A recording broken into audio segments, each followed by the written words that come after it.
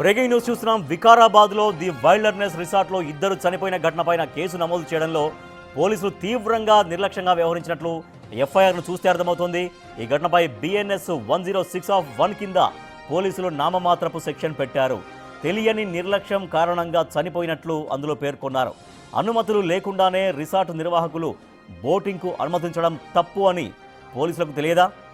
Life జాకెట్లు ఇవ్వకుండా పంపిస్తే ప్రమాదమని రిసార్ట్ నిర్వాహకులకు తెలియదా? ప్రాణాలకు ప్రమాదమని తెలిసి పర్యాటకులను పంపించిన వాళ్లను ఏం చేయాలి? Culpable homicide not amounting to murder case ఎందుకు పెట్టలేదు? బిఎన్ఎస్ 105 సెక్షన్ కింద ఎఫ్ఐఆర్ను ఎందుకు నమోదు చేయలేదు? ఎఫ్ఐఆర్ను చూస్తే ఇవే ప్రశ్నలు తలెత్తుతున్నాయి. అంతేకాదు, నిందితుడిని పేరే లేకుండా ఎఫ్ఐఆర్ నమోదు చేశారు పోలీసులు. ఎవరి నిర్లక్ష్యం వల్ల చనిపోయారో ఎఫ్ఐఆర్లో నమోదు చేయకపోవడంతో పోలీసుల తీరుపై తీవ్ర విమర్శలు వెల్లువెత్తుతున్నాయి.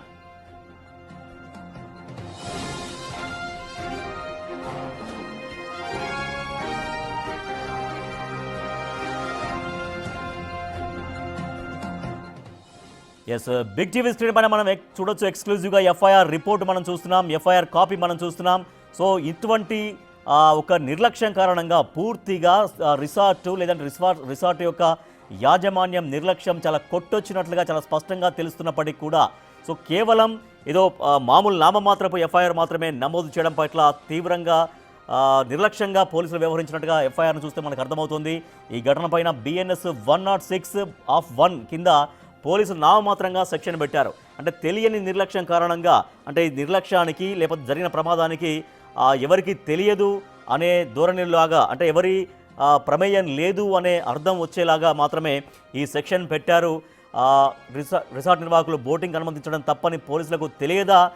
లైఫ్ జాకెట్లు ఇవ్వకుండా పంపిస్తే ప్రమాదమని రిసార్ట్ నిర్వాహకులకు తెలియదా అంటూ అనేక ప్రశ్నలు, అనేక అనుమానాలు వస్తున్నాయి. మా ఇన్పుట్ ఎడిటర్ పవన్ మరింత సమాచారం అందిస్తారు. ఎస్ పవన్, పూర్తిగా రిసార్ట్ యాజమాన్య నిర్లక్ష్యం అని చాలా స్పష్టంగా తెలుస్తోంది.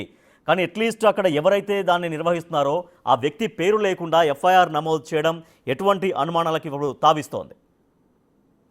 ఇద్దరు మహిళలు విహారయాత్రకని వచ్చి వాళ్ళిద్దరు కూడా ప్రాణాలు కోల్పోయిన పరిస్థితి. దీనిపైన అన్ని శాఖల నిర్లక్ష్యం కనపడుతుంది. ముఖ్యంగా అటు రిసార్ట్ నిర్వాహకులు అటు ఎటువంటి అనుమతులు లేకుండా చాలా ఉల్లంఘనలు కనపడుతున్నాయి. అవన్నీ కూడా అసైన్ ల్యాండ్లో నిర్మాణాలు చేపట్టారు.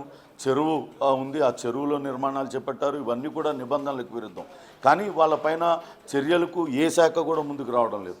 ఈ ఇద్దరు ప్రాణాలు కోల్పోయినా ఇంకా ముగ్గురినిద్దరును అటు పోలీస్ శాఖ కానీ ఇటు ఇరిగేషన్ శాఖ వీళ్ళెవరు కూడా విడవకపోవడం ఆశ్చర్యం అనిపిస్తుంది. అంటే రిసార్ట్ నిర్వాహకుడు అంతగా అధికారం బలం కలిగిన వాడా లేకుంటే అంత బలవంతుడా? వీళ్ళందరిపైన ప్రెషర్ తెచ్చే అంత ఏం జరుగుతుందో అక్కడ అనే అనుమానాలు వ్యక్తమవుతున్నాయి. ఒకసారి మనం వాళ్ళు నమోదు చేసిన ఎఫ్ఐఆర్ కాపీని కనుక మనం చూసినట్లయితే ఇది ఆ ఎఫ్ఐఆర్ కాపీ, నమోదు చేసిన ఎఫ్ఐఆర్ కాపీ కేవలం 106(1) బిఎన్ఎస్ సబ్సెక్షన్ 1 కింద బిఎన్ఎస్ సెక్షన్ కింద పెట్టారు. ఇది కేవలం నిర్లక్ష్యం కారణంగా ఒకరి మృతికి కారణమయ్యారన్న ఒక సెక్షన్ని పెట్టారు. కానీ ఎవరి నిర్లక్ష్యం కారణంగా చనిపోయారు అనేది కనీసం ప్రస్తావించలేదు. ఇప్పుడు ఒకసారి మనం ఎఫ్ఐఆర్ కనుక క్షుణ్ణంగా పరిశీలించినట్లయితే ఎఫ్ఐఆర్లో ఎప్పుడైనా సరే అది ఎప్పుడు జరిగింది, ఎక్కడ అనేది మొదటి వరుసలో ఉంటుంది. ఆ తర్వాత సెక్షన్స్ ఉంటుంది. ఆ తర్వాత ఆ నేరం కానీ అది ఎప్పుడు జరిగింది ఏంటి అనే వివరాలు ఉంటాయి.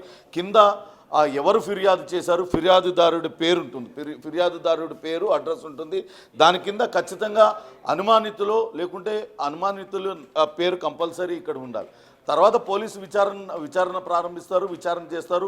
విచారణలో ఒకవేళ వాళ్ళపైన వచ్చినవన్నీ కూడా తప్పుడు ఆరోపణలు అని తెలిస్తే అది ఛార్జ్షీట్లో వాళ్ళ పేరు కొట్టేస్తారు. కానీ ఎఫ్ఐఆర్లో మాత్రం ఖచ్చితంగా అనుమానితుల పేర్లు ఉండాల్సింది. కానీ ఈ ఎఫ్ఐఆర్లో నమోదు చేసిన ఈ వికారాబాద్ టౌన్ పోలీసులు నమోదు చేసిన ఎఫ్ఐఆర్ నంబర్ 251/2025 ఇందులో మాత్రం అనుమానితుల పేర్లు లేకుండానే ఎఫ్ఐఆర్ నమోదు చేయడం అనేది ఇప్పుడు పెద్ద విమర్శలకు తావిస్తుంది.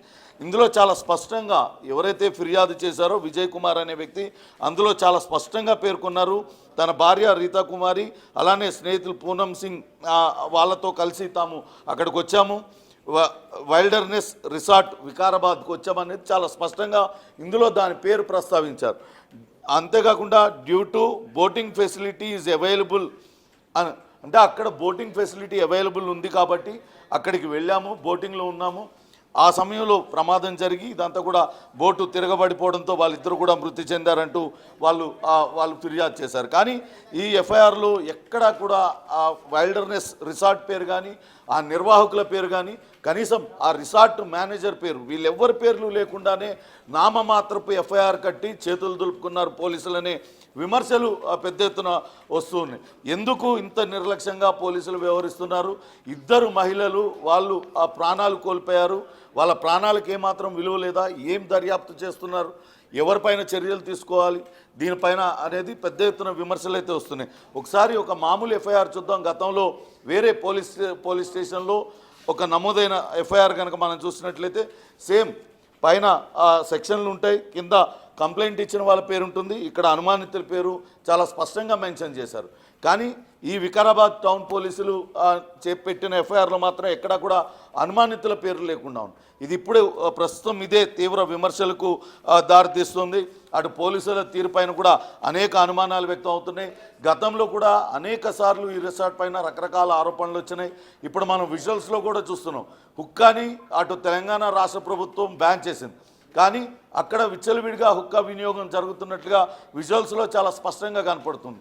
అలానే ఆ చెరువులో ఆ మద్యం సీసాలన్నీ కూడా పడేయడం, ఇవన్నీ కూడా అంటే అసాంఘిక కార్యక్రమాలు పెద్ద ఎత్తున జరుగుతున్నాయి. ఆ చుట్టుపక్కలన్నీ కూడా అనేక కాలేజీలు ఉన్నాయి. కాలేజీ పిల్లలు ఆ రిసార్ట్లోకి వస్తున్నారు. ఒకవేళ అటువంటి పిల్లలు వచ్చిన సమయంలో ఇటువంటి ప్రమాదం జరిగి ఉంటే ఏంటి పరిస్థితి అనేది ప్రశ్నలు ఉత్పన్నం అవుతున్నాయి. స్థానికులు కూడా పెద్ద ఎత్తున ఆరోపణలు చేస్తూ ఉన్నారు. ఎందుకు కేవలం కల్పబుల్ హోమిసైడ్ నాట్ అమౌంటింగ్ కు మర్డర్ కేసు పవన్ అయితే అంటే మనం చెప్తున్నట్టుగా అంటే బిగ్ టీవీ స్క్రీన్ పైన ఆల్రెడీ విజువల్స్ కూడా వస్తున్నాయి, చూస్తున్నాం మనము. ఆ చెరువులోనే రిసార్ట్ యొక్క నిర్మాణాలు ఎట్లా ఉన్నాయనేది చిన్న చిన్న ఒక హట్స్ లాగా ఉన్నాయి. సో మీరు అన్నట్టు అక్కడ చుట్టూ అన్ని కాలేజ్ ఉంటాయి, కాలేజ్ స్టూడెంట్స్ ఉండే అవకాశాలు ఎక్కువగా ఉంటాయి, కాలేజెస్ ఎక్కువగా ఉంటాయి. కాబట్టి అంటే ఇప్పుడు జరిగినటువంటి దుర్ఘటన నేపథ్యంలో అసలు అక్కడ ఏమేమి జరుగుతున్నాయి, ఎటువంటి అసాంఘిక కార్యకలాపాలు జరుగుతున్నాయి అనేది ఇప్పుడు అన్ని తెరపైకి వస్తున్నాయి ఇప్పుడు. కానీ ఇంత పెద్ద మరణం జరిగినా, ఇంత పెద్ద విషాదాలు జరిగినా కూడా నిజంగా మరి ఎందుకు ఆ రిసార్ట్ పేరు కానీ రిసార్ట్ నిర్వహించేటువంటి వ్యక్తుల పేర్లు కానీ ఎఫ్ఐఆర్లో ఎందుకు నమోదు కాలేదు? దీని వెనుక ఏమైనా బలమైన శక్తులు పనిచేశాయి అనుకోవాలా? పోలీసులు ఏమన్నా దీనిపైన వివరణ ఇస్తారా? వివరణ తీసుకునే ప్రయత్నం జరుగుతుందా పోలీసుల దగ్గర నుంచి? ఖచ్చితంగా నిన్నైతే డిఎస్పీ మాట్లాడారు, వెంటనే దాన్ని సీజ్ చేస్తున్నామంటూ చెప్పారు. కానీ 48 గంటలు గడిచిపోతుంది. శనివారం రోజు రాత్రి 8 గంటల సమయంలో ప్రమాదం జరిగింది. ప్రమాదంలో కొన ఊపిరితో ఉన్న వాళ్ళ ఇద్దరిని కూడా ఆసుపత్రికి తరలించారు. వాళ్ళ ఆసుపత్రిలో మృతి చెందారు. తర్వాత వెంటనే తీసుకోవాల్సిన చర్యలు ఇంత జాప్యం చేయడం, ఇప్పటి వరకు కనీసం సీజ్ చేయలేదు. అక్కడికి వెళ్ళిన వాళ్ళపైకి అటు రిసార్ట్ యాజమాన్యం కుక్కలను ఉసుగొలుపుతూ ఉంది. మన రిపోర్టర్స్ అక్కడికి వెళ్ళారు, వాళ్ళపైకి కుక్కలను ఉసుగొలుపుతూ ఉంది. ఇన్ని రకాలుగా వాళ్ళు చర్యలు తీస్తున్నారు. కానీ పోలీసులు మాత్రం వాళ్ళు చట్టపరంగా తీసుకోవాల్సిన చర్యలకు మాత్రం వెనకడిగేస్తున్నారు. ప్రస్తుతం రిసార్ట్ దగ్గర ప్రమాదం సంభవించిన బోట్ దగ్గర మా కొలీగ్ సుజాత అక్కడే ఉన్నారు. అసలు ఆ ప్రమాదం ఎలా జరిగింది, ఆ బోట్ ఏంటి, లైఫ్ జాకెట్లు ఉన్నాయా లేదా, పూర్తి వివరాలు అందిస్తానికి రెడీగా ఉన్నారు.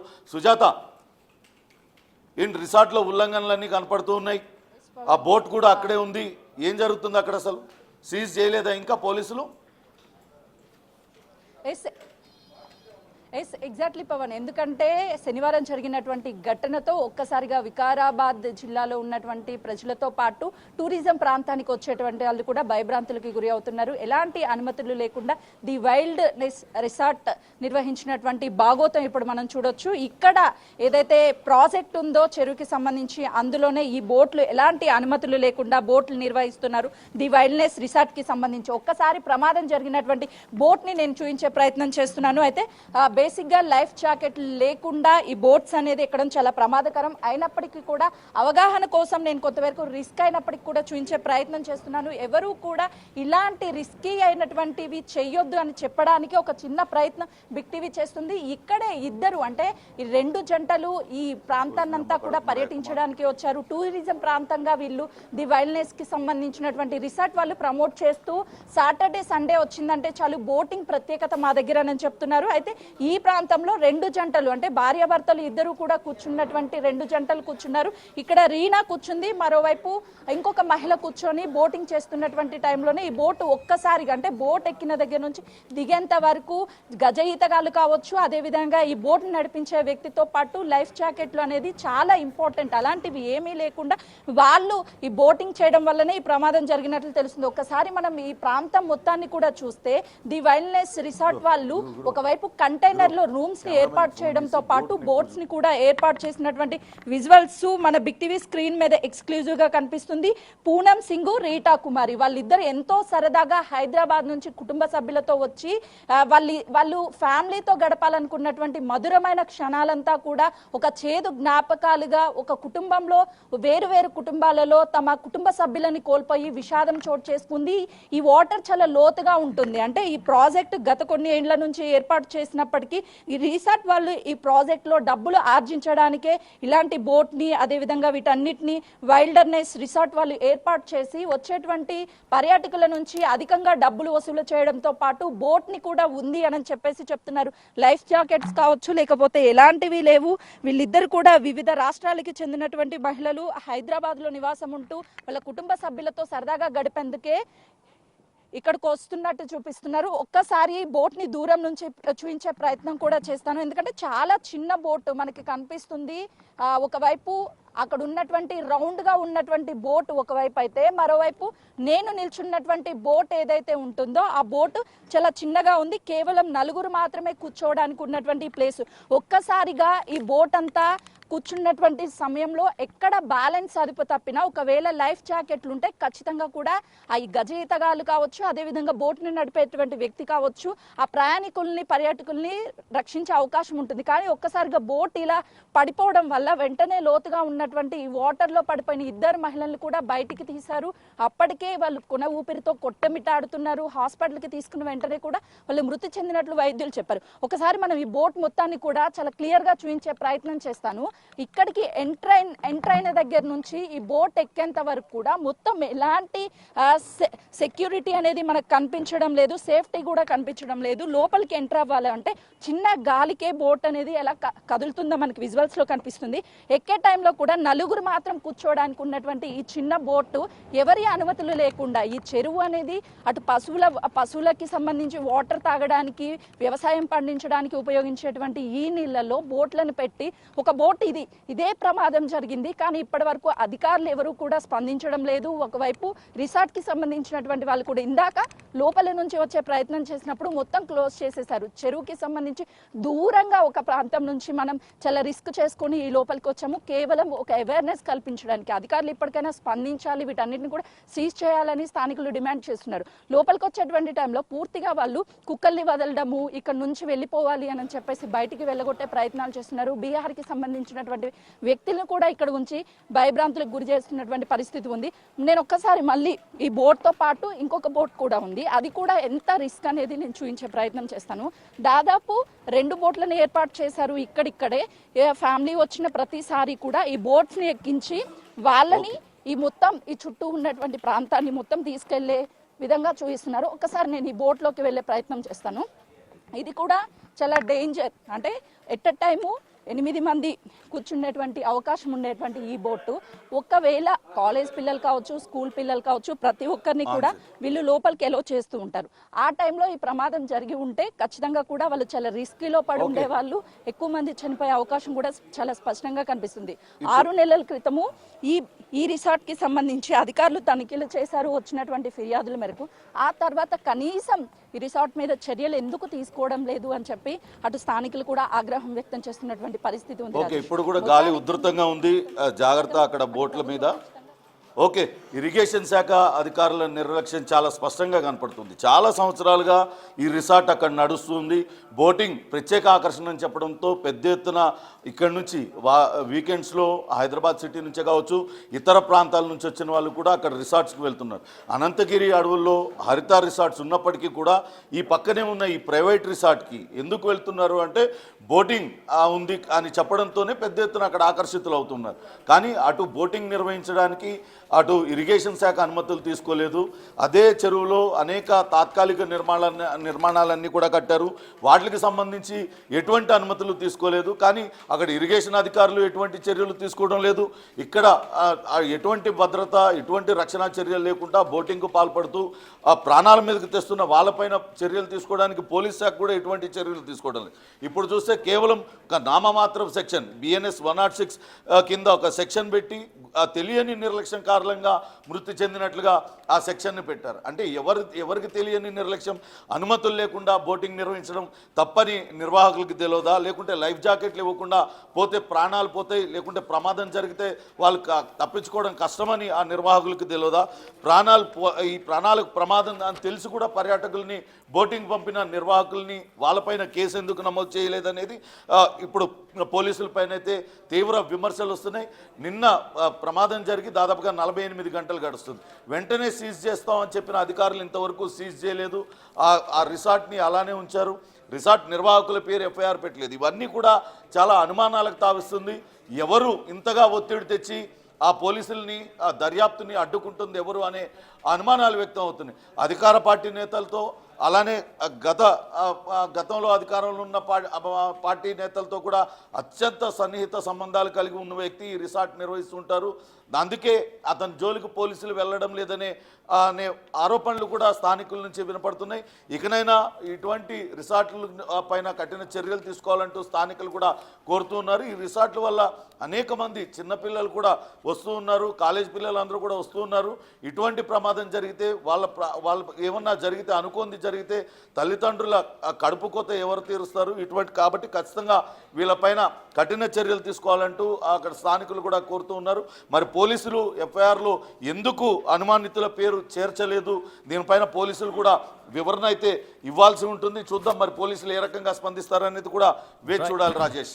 Right, thank you Pavan. So వికారాబాద్లోని ద వైల్డర్నెస్ రిసార్ట్ నిర్లక్ష్యం కారణంగా 2 మహిళలు ప్రాణాలు కోల్పోయారు. ఎస్, మనం ఇందాక బిగ్ టీవీ స్క్రీన్ పైన ఎక్స్క్లూజివ్ విజువల్స్ కూడా మనం చూసాం. ఆ బోట్స్ చాలా ఎంత చిన్నగా ఉన్నాయో మా ప్రతినిధి సుజాత కూడా మనకు చూపించారు. సో అది చాలా ప్రమాదకరంగా ఉన్నాయి. గట్టిగా మామూలు గాలికే అవి అంత అది ఊగుతున్నటువంటి సిచ్యువేషన్లో ఉన్నాయి. అటువంటిది ఆ చెరువులో ఒక్కోసారి ప్రవాహం అనేది సరే నిర్దిష్టంగా నిశ్చలంగా నీళ్ళు ఉన్నప్పటికీ కూడా ఆ లోతు దృష్ట్యా ఒక్కోసారి ఆ పడవకు చాలా ఇబ్బందులు కూడా వస్తాయి. సో ఏమాత్రం సెక్యూర్ లేనటువంటి బోట్లలో 2 మహిళల్ని విహారం పేరుతో తీసుకెళ్ళి 2 మహిళల్ని చంపేసినటువంటి, అంటే వాళ్ళ సావు కారణమైనటువంటివి రిసార్ట్ పైన కానీ, ఆ రిసార్ట్ యాజమాన్యం పైన కానీ, వాళ్ళ పేర్ల పైన కానీ FIR నమోదు కాకుండా కేవలం తెలియని నిర్లక్ష్యంగా BNS 106 సెక్షన్ కింద కేసు ఫైల్ చేయడం అనేది వాళ్ళ అనేక అనుమానాలకు తావిస్తుంది. సో దీనిపైన పోలీసులు ఏం చెప్తారో కూడా చూడాలి.